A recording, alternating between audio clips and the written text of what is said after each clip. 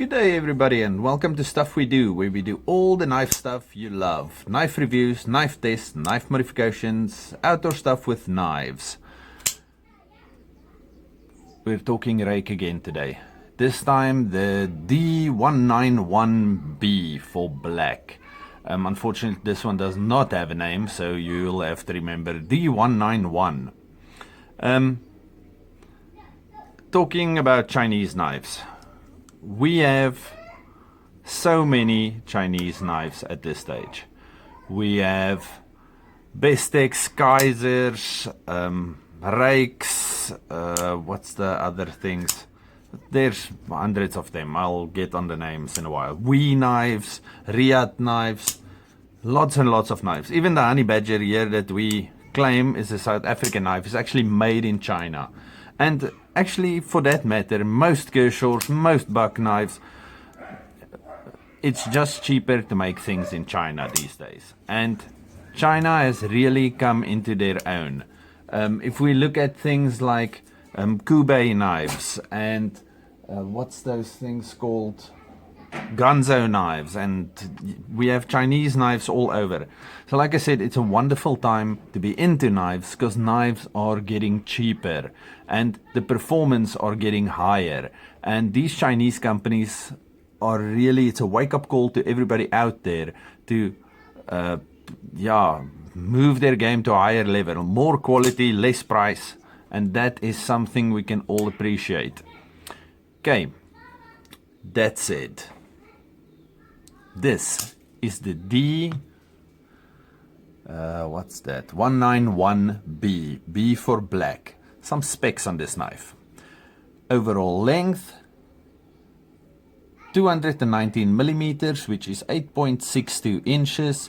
It weighs 120 grams, which is 4.23 ounces.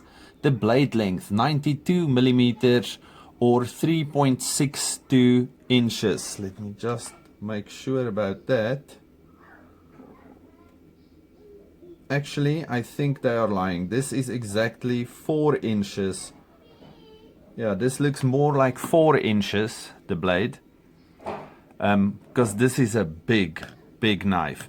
Let me just quickly compare it to a few others that we have close.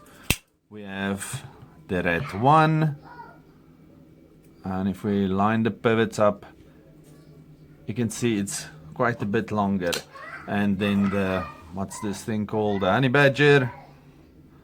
Even the honey badger is quite a bit smaller. Line up that pivot there. So this is a big knife. This is a big full-size knife, and it feels like a big full-size knife. Even though it is not that heavy, it's a nice knife. It feels like you can do a lot with this. It's got this weird swedge here at the bottom, but that's just something that looks nice. The tip is good, piercing, beautiful shape. This is a lot of belly, beautiful flat. Again, it's covered in stuff because I was using it to prep food. Okay, let's continue with the knife specs. Okay, 129 grams, as we said, 4.23 ounces. The blade length, we said, is 4 inches, or closer to 4 inches than 3.62, as they say. Blade thickness, 3.5 millimeters, or 0.14 inches. And this one is not made from the normal 14 C28 that they normally use. This is 8CR13 MOV. Which is a Chinese steel, a Chinese stainless steel. This is a nice steel. I have no problems with 8CR13 MOV, but what Ruike does is they actually also do a cryogenic treatment on this, which makes it a bit better, or, well, supposedly a bit better than your normal 8CR13. It's got a stonewashed finish. Yeah, if you can kind of see a stonewashed finish. Also on the 420 that they use for the frame lock side. And the HRCs on this one is 57 to 59.